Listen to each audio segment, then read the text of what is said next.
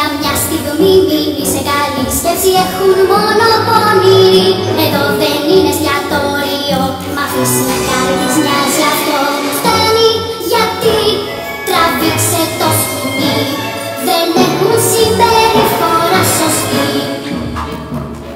Εδώ μαζί σου διαφωνώ, γιατί σου κάνουνε καλό. Οι σπόροι πέφτουν κατευθείαν. Αν δεις καμιά να τρέξεις να κρυφτείς, μεγάλες αχρίες δεν σταμάτησαν και τα δέντρα μου κοίτα πως κατάντησαν.